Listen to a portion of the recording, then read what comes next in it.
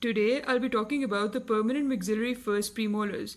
The permanent maxillary first premolar is the fourth tooth from the midline in the maxillary arch. This is the maxillary right first premolar and this is the maxillary left first premolar. According to the universal numbering system, this is tooth number 5 and this is tooth number 12. When we compare the maxillary first premolar with anterior teeth, it is shorter occlusocervically. The mesio-occlusal angle is rounded while the disto-occlusal angle is even more rounded.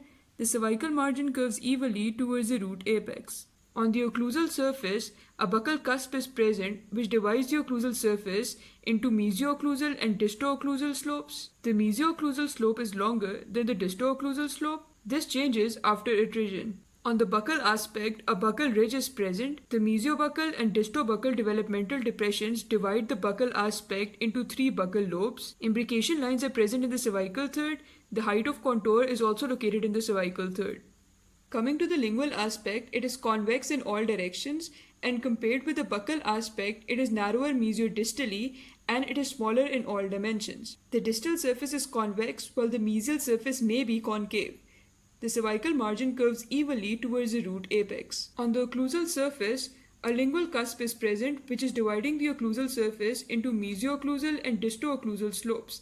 The mesio-occlusal slope is shorter than the disto-occlusal slope. From the lingual aspect, you can also see that the lingual cusp is shorter than the buccal cusp. Also, the lingual cusp is slightly towards the mesial side while the buccal cusp is slightly towards the distal side. The lingual height of contour is located in the middle third.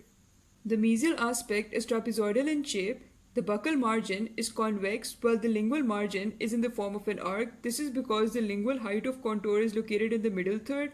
The cervical margin curves unevenly towards the occlusal surface. On the occlusal surface, a mesial marginal ridge and a mesial marginal groove is present. On the mesial aspect, a mesial concavity is also present, which is located in the middle portion of the cervical third. This concavity is not present in the maxillary second premolars. The mesial contact area is located near the junction of the middle and occlusal thirds.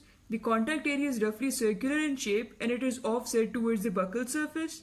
The height of contour is also located here. The distal aspect is similar to the mesial aspect except that it is shorter occlusocervically. The labial and lingual margins are convex while the cervical margin is less curved towards the occlusal surface. The distal marginal ridge is more cervically located, as a result of which more of the occlusal surface can be seen. A marginal groove is not present. There is also no concavity present on the distal aspect.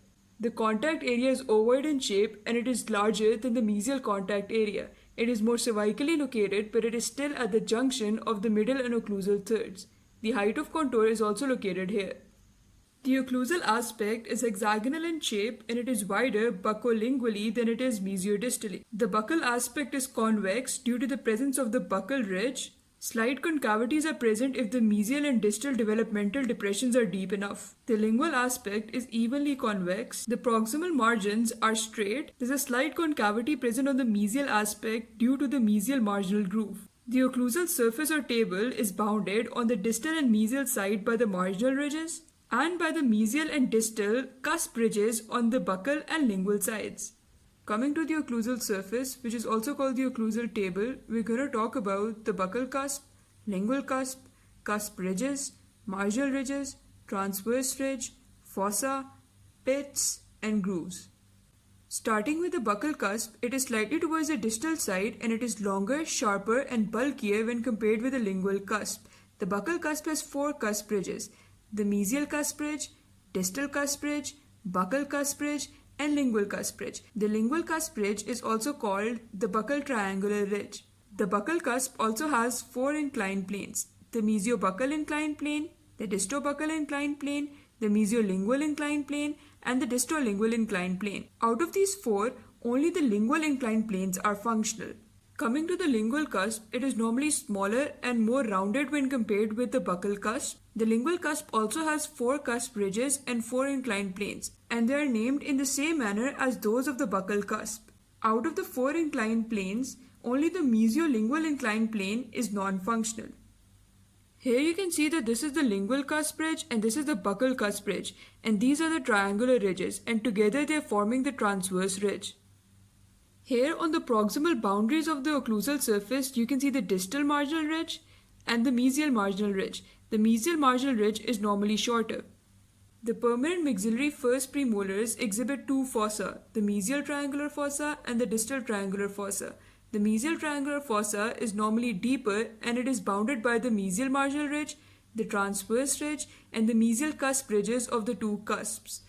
And the distal triangular fossa is bounded by the distal marginal ridge, the transverse ridge, and the distal cusp ridges of the two cusps. The deepest part of the fossa is called the pit.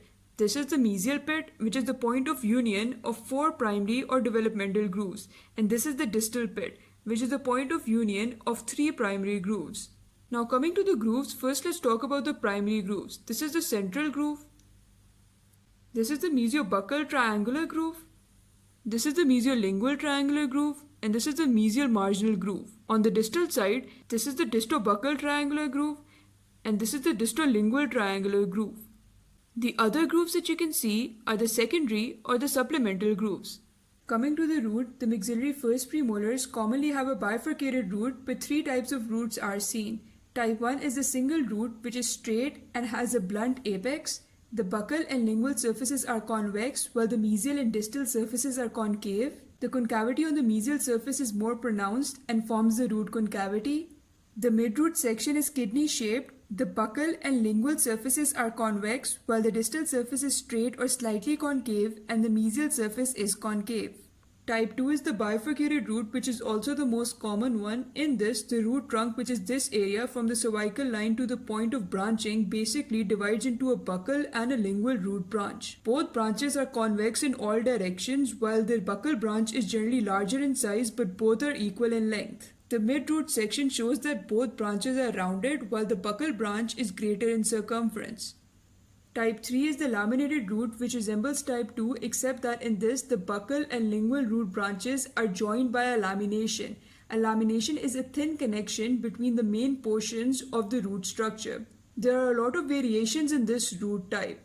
The midroot section is hourglass in shape and it resembles a single root, except that in this, both the mesial and distal sides are concave. Coming to the variations and anomalies, the mesial concavity and root form is variable. Deflected roots and abnormal curvatures are common. The roots rarely penetrate the anterior portion of the maxillary sinus, which is called the antrum.